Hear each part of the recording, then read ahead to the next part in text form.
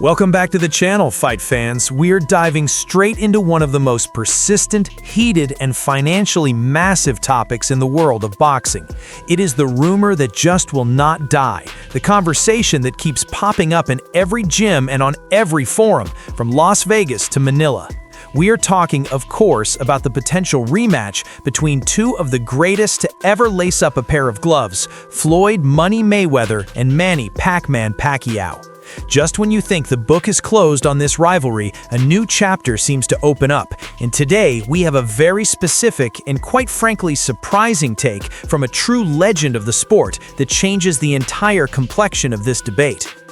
For years, the narrative has been set in stone. Floyd Mayweather is the invincible tactician, the man who figured out the puzzle, while Manny Pacquiao was the valiant warrior who just couldn't crack the May-Vinci code. But recent events, specifically Manny's shock return to the championship level, have flipped the script. And now, James "Lights Out" Toney, a Hall of Famer and a man who is never afraid to hurt someone's feelings with the truth, has weighed in. His prediction for a potential Part 2 is not what the casual fans might expect, and it is definitely not what the money team wants to hear.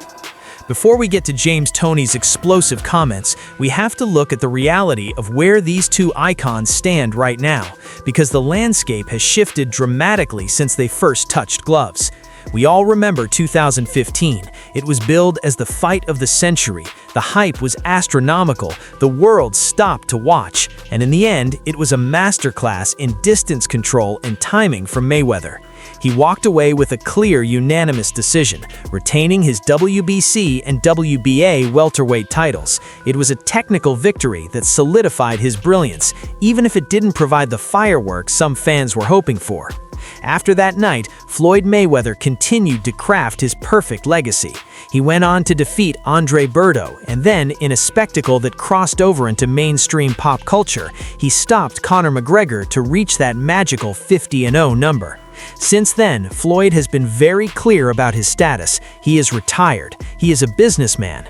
When he steps into the ring now, it is for exhibitions. He fights for entertainment, moves around with YouTubers or MMA fighters, barely breaks a sweat, and collects a massive check. He has not been in a professional, sanctioned fight where his record is on the line since 2017. That is a long time to be away from the fire. On the complete opposite side of the spectrum, you have Manny Pacquiao. The Filipino legend refused to go quietly into the night. After the loss to Floyd, he didn't pack it in. He continued to fight legitimate killers at the world level. He beat Keith Thurman. He stayed active. Even when he lost his WBA title to Jordan Ugas in 2021, he went out on his shield. But the story didn't end there, and this is the crucial part of the puzzle that has everyone talking again.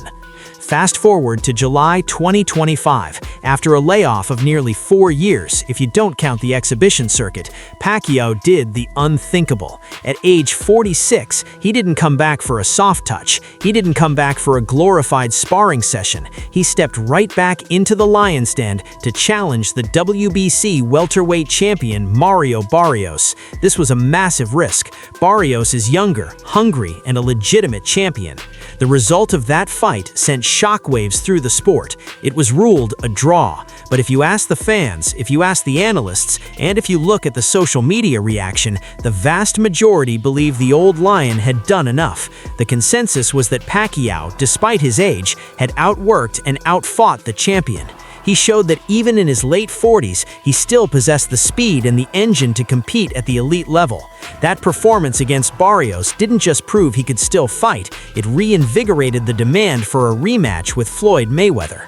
Suddenly, the conversation isn't about two old men fighting for a paycheck. It is about Manny Pacquiao, who is clearly still in fighting shape, wanting to run it back with a Floyd Mayweather who hasn't taken a real punch in almost nearly a decade. Pacquiao has been vocal. He wants the rematch. He knows it's the biggest financial fight out there, but more importantly, he seems to believe he can win this time, and he's not the only one. This brings us to James Toney. If you know boxing, you know Toney. He is one of the most skilled, toughest, and defensively sound fighters in history. He has seen it all, from middleweight to heavyweight. He is also known for having zero filter. When James Toney speaks, he isn't trying to be polite, he is telling you exactly what he sees. In a recent interview with ES News, Toney was asked about the possibility of Mayweather versus Pacquiao too. Now, Toney isn't exactly jumping up and down with excitement about the idea of two legends in their late 40s and early 50s fighting. He's a purist, and he generally prefers to see the young guns go at it. However, when pressed for a prediction, he didn't hesitate. He didn't ride the fence.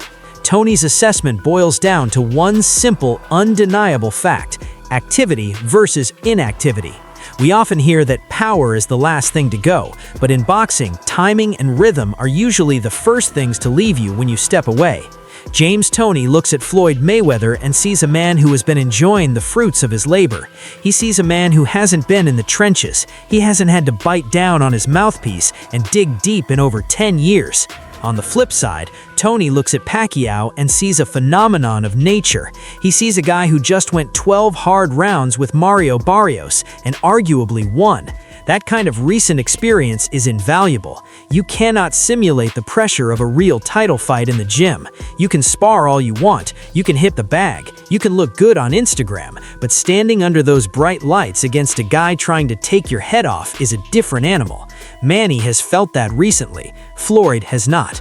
Speaking to the reporter, Toney's reaction was almost one of disbelief that the question even needed to be asked. He said, "Are you serious? I'm gonna say Manny Pacquiao." That's a direct quote. He is picking the Pac-Man, and his reasoning was razor sharp. He pointed out that Pacquiao still has the movement. That is the key word here: movement. For those who analyzed the first fight in 2015, Pacquiao's movement was compromised. There were discussions about shoulder injuries, about him not being able to cut off the ring, about Floyd neutralizing his angles. But in 2025, watching Pacquiao against Barrios, the footwork was still there, the bounce was still there. He was darting in and out, creating angles and throwing combinations. James Toney, a master of ring craft himself, recognizes that. He knows that legs are the engine of a fighter, and if Manny still has his legs, he is a dangerous problem for anyone, let alone a semi-retired Floyd. Toney added another layer to his prediction, stating, "I haven't seen Floyd in like 10 years. Now, obviously, Toney has seen Floyd on TV or at events, but he means he hasn't seen the fighter, Floyd Mayweather. He hasn't seen the version of Floyd that dissects world champions. He has seen the entertainer. He has seen the exhibitionist." Toney is questioning whether that elite-level competitive instinct can just be turned back on like a light switch after such a long dormancy. This is a fascinating perspective because it challenges the aura of invincibility that surrounds Mayweather. We are so used to betting on Floyd because he never loses. He is the smart bet, he is the safe bet, but Toney is suggesting that father time and inactivity are the great equalizers. If they were to step into the ring now, it wouldn't be the 2015 versions of themselves. It would be a 40-something Pacquiao who has been active and sharp against a 40-something pushing 50 Mayweather who has been living the good life. There is a famous saying in boxing that you don't play boxing. It is a dangerous sport, and the reflexes required to use the Philly shell defense that Floyd perfected rely on split-second reactions. Toney seems to be implying that those reactions might not be what they were. If Floyd is even a fraction of a second slower, Manny's volume and speed could overwhelm him. In the first fight, Floyd could see the punches coming and slip them. Toney is betting that after 10 years on the sidelines, Floyd might see them, but his body might not react fast enough to avoid them. It is also worth noting that the psychological dynamic is shifted. In 2015, Floyd had everything to lose. He had the zero to protect. The pressure was immense. Now, in a potential rematch, the pressure is different. But for Manny, this is about redemption. He feels he was robbed of a true opportunity to beat Floyd when he was healthy. That hunger, that desire to correct the history books is a powerful motivator. We saw that hunger in the Barrios fight. Manny fought like a man possessed, not like a legend on a farewell tour. When a Hall of Famer like James Toney, someone who understands the nuances of defensive fighting better than almost anyone else, says that Manny's movement is the deciding factor, we have to take notice. Toney isn't swayed by the flash or the money. He looks at the mechanics, and mechanically, he sees Pacquiao as the fresher, more capable fighter at this specific point in time. Of course, there are those who will argue that Floyd is a defensive genius and that styles make fights. They will say that Floyd's style is timeless and he doesn't need to be fast, he just needs to be smart. They will say that Manny walks into traps and Floyd will just counterpunch him all night long again. That is the beauty of this debate. It is the classic bull versus matador argument, but now both the bull and the matador are significantly older, and the matador hasn't been in the ring with a real bull in a very long time. The financial implications of this are, naturally, staggering. A rematch, even at this age, generates hundreds of millions of dollars. It sells out stadiums in Saudi Arabia or Las Vegas instantly.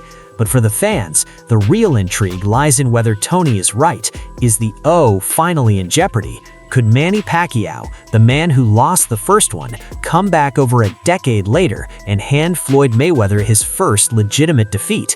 It is a storyline that Hollywood couldn't write better. You have the active veteran refusing to yield to age, challenging the retired king who claims he is the best ever. James Toney has cast his vote. He is taking the underdog. He is taking the man who is currently sweating in the gym, sparring young lions, and fighting for world titles. He is betting against the man who is enjoying retirement. As we wait to see if serious negotiations ever materialize, this prediction adds a serious layer of credibility to Pacquiao's chances. It is no longer just wishful thinking from Pacquiao fans. It is a technical breakdown from a boxing savant who says, look at the tape. The tape says Manny is ready. The tape on Floyd, well, there is no recent tape. So, the ball is really in Floyd Mayweather's court. Does he risk the perfect record to silence the doubters one last time? Does he come out of his comfortable retirement to face a Manny Pacquiao who just proved he is a world-class operator against Mario Barrios? Or does he stay retired and let the what-ifs continue? James Toney thinks if the fight happens, the result will be different this time. He sees the speed, he sees the footwork, and he sees the activity as the keys to a Pacquiao victory. And frankly, it's hard to argue with the logic of a man who has been in the ring with the best of the best. What do you guys think? Is James Toney crazy for betting against Floyd Mayweather? Do you think Manny's recent performance against Barrios proves he would beat Floyd today? Or is Floyd simply too smart, too skilled, and too good, regardless of how long he's been away? It is the debate that never ends, and we want to hear your take. Drop your predictions in the comments below. Would you pay to see May-Pac 2? And who do you have winning if they lace him up one more time? As always, if you enjoyed this breakdown and want more updates on this developing story and all things boxing, make sure you hit that subscribe button and turn on notifications. We'll be right here to cover the next chapter of this legendary saga. Thanks for watching, and we'll see you in the next video.